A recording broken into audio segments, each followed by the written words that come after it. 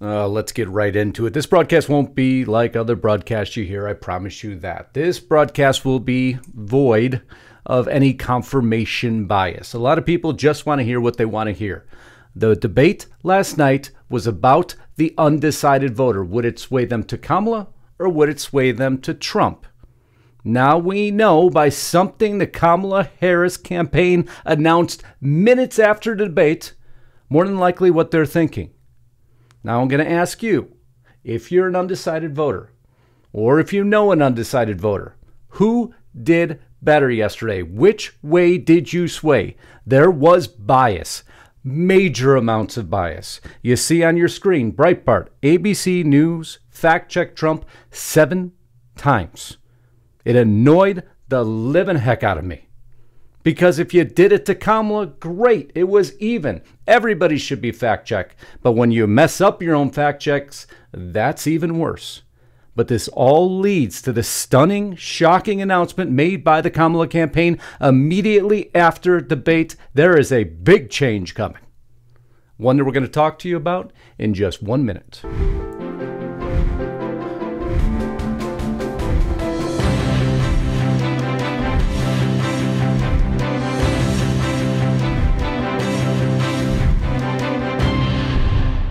Man, I can't thank you all enough for being here today. The channel continues to grow, and that is because of each and every one of you. So thank you so much. If you're new here, make sure you subscribe.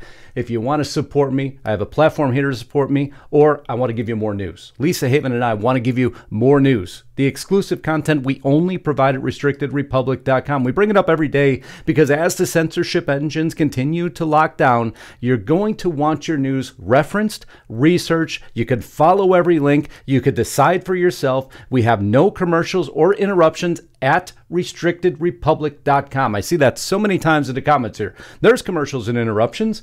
This isn't restrictedrepublic.com. That's our platform that we own, that we control.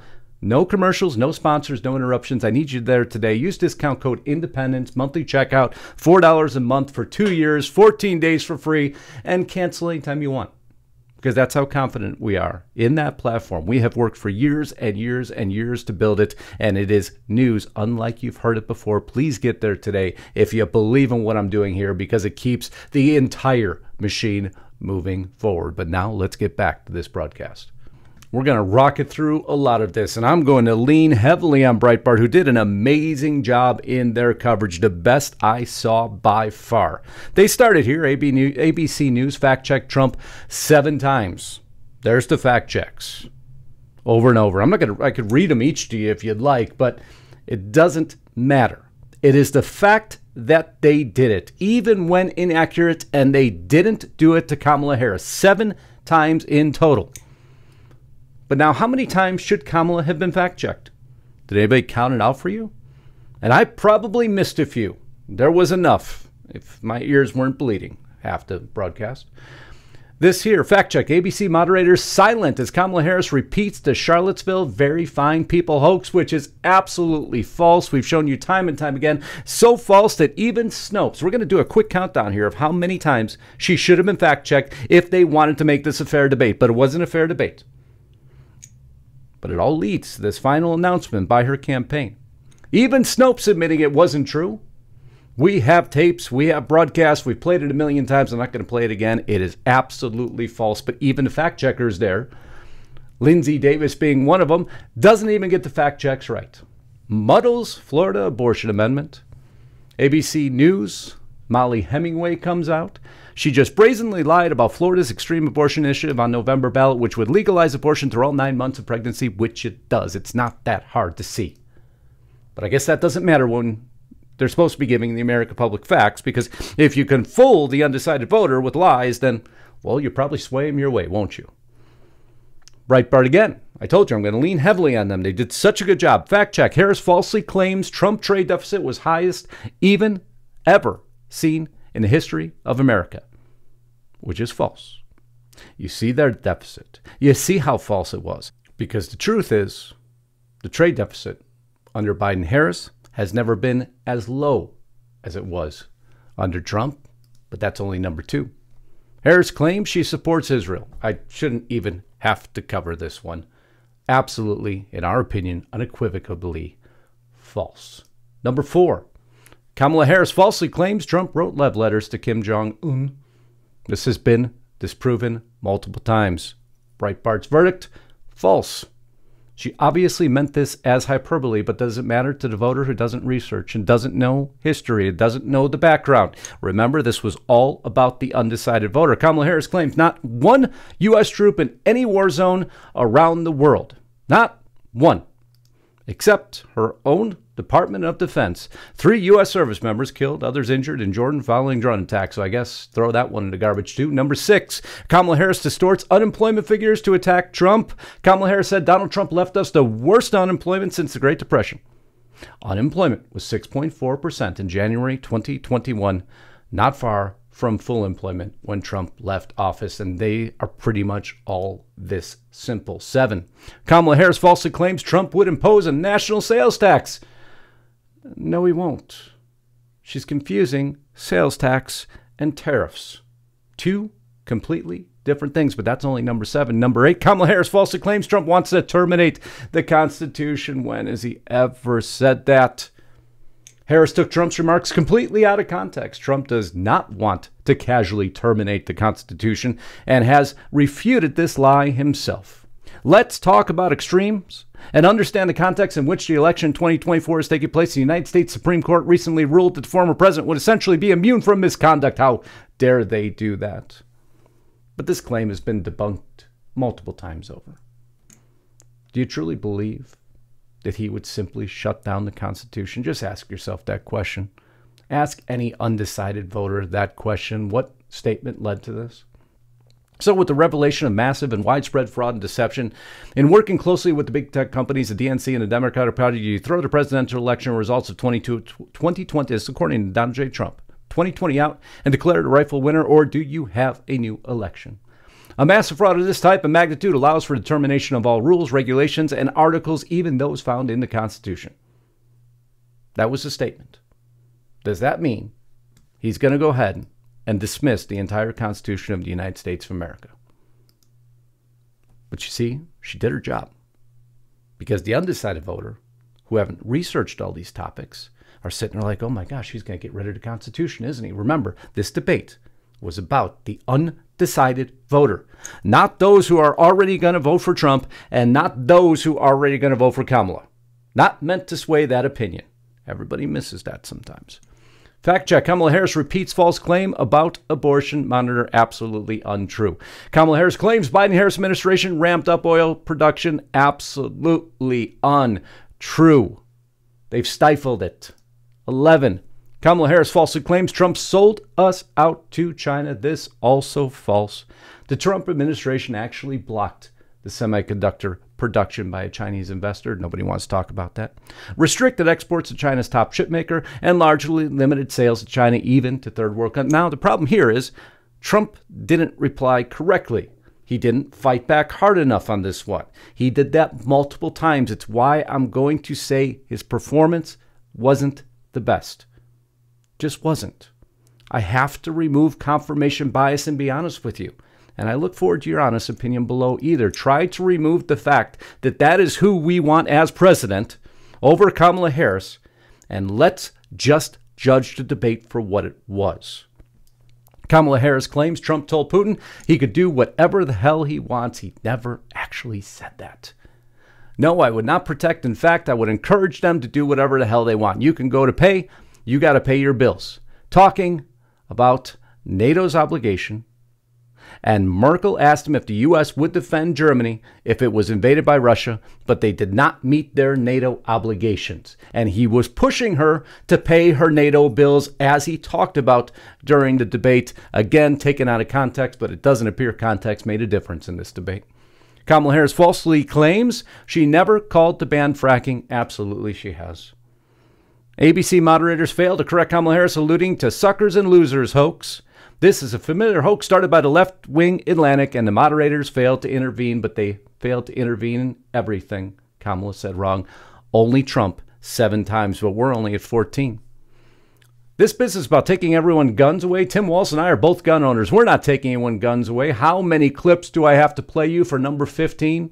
Do you believe in the mandatory buyback of quote-unquote assault weapons? And whether or not you do, how does that idea not go against fundamentally the Second Amendment?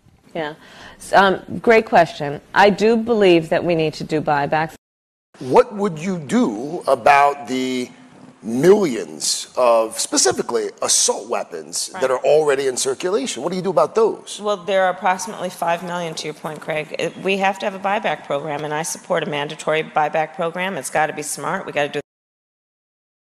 I could show you so many clips. That is so easy to diffuse, clip after clip, time after time. But remember, she doesn't support abolishing private health care. CNN, Harris backs Medicare for all and eliminating private insurance as we know it.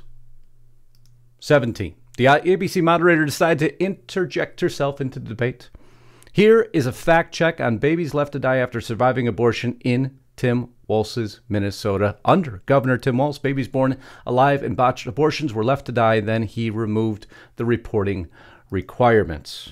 Or Ralph Northam himself, the infant would be delivered, the infant would be kept comfortable, then a discussion would ensue between the physician and the mother as to what the decision is for the child after it was born.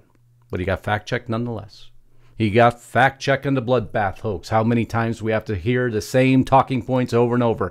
I absolutely did a phenomenal job on migration. Easiest one to pick apart. Number 20. During the presidential debate, Kamala Harris and ABC said there was no credible reports of Haitian immigrants eating people's pets and local geese. I guess the police reports, the sound bites, the pictures, the illegals, the visual, the audio recordings, 9/11 tapes. And I see a group of Haitian people. There was about 4 of them. They all had geese in their hand. They got away. I couldn't make out the first 3. It is so embarrassing to the establishment that it is so easy to disprove them. But nobody cares about facts anymore. They care about sound bites, true or untrue, fact-checked or not. Because it's about the undecided voter. It's about swaying them over. Who brought all these Haitians here? That is why, also, starting with our administration, we gave TPS, temporary protected status, to Haitian migrants, 55,000. There we go. Now, why didn't Trump call this out? Why more so didn't he call it out with specifics? It's so easy to diffuse, Kamala. It's easy. Literally, I am now showing you 21 times that her facts were incorrect. 21 times, not fact-checked once. In the most embarrassing and despicable one at the end here. Donald Trump left us with the worst attack on democracy since the Civil War, she said. Today is 9/11. How dare she say that? Disrespectful, inaccurate, and just divisive to this country. Never forget what happened on 9/11. They forget it conveniently because they want one enemy, who is Donald J. Trump, who unfortunately yesterday looked on the defensive more than the offensive. But it leads into the final story. ABC News again fact-checking him 7 times. 7 times. 3 on 1 yesterday. How many times did they fact-check Kamala? 0. As a matter of fact, right here, never fact-checked her even once. How many times should they have? 21 times minimum. Then it would have looked like a much different debate, wouldn't it have? What if they fact-checked Kamala 21 times like they did to Trump 7? Who would have then looked great in the debate? It appears there was a 3-on-1 effort to make sure that undecided voter shifted towards Kamala. But that's not the end here, is it? Not even close. So confident are they now that they make a radical change in their position. No press conferences, nothing. She hasn't spoke on anything. Barely even mentioned any policy whatsoever, finally publishing it overnight the night before the debate. But now they change course completely. News from Harris for President campaign chair Jen O'Malley stating, right at the bottom, under the bright lights, the American people, let me make this a little larger for you. Under the bright lights, the American people got the seat of choice they will face this fall in the ballot box between moving forward with Kamala Harris or going backwards with Trump. She was well rehearsed on this. Well rehearsed. That's what they saw tonight and what they should see at the second debate in October. What? Now suddenly there's another debate? Vice President Harris is ready for a second debate. Is Donald Trump? New York Post. Harris campaign calls for a second debate less than 1 hour after Trump's performance is panned by critics. Of course, those critics all left-leaning.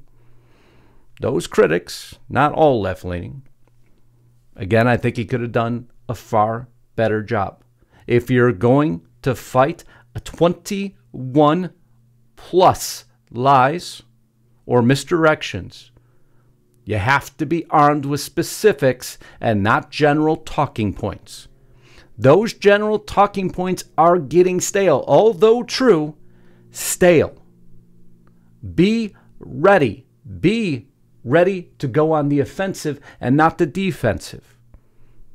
I truly hope there is another debate, and I hope someone gets with Trump or he watches the film, just like a good sports fan or good coach, and learns. Because she can never get away with that again. Last night she did. And because of that, I'll ask you the question again. Which way now will that undecided voter sway? Towards Kamala or towards Trump? I know who I want elected. It's not Kamala Harris.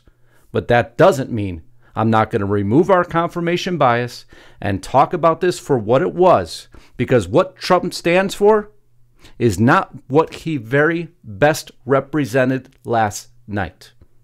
He has far more ability than that, and I hope he applies it during now this major course reversal by the Kamala campaign to have a second debate suddenly. Everything changes quickly in this game, as we warned you it would. I love you all. Until next time, Godspeed and God bless. Justus Knight, signing out.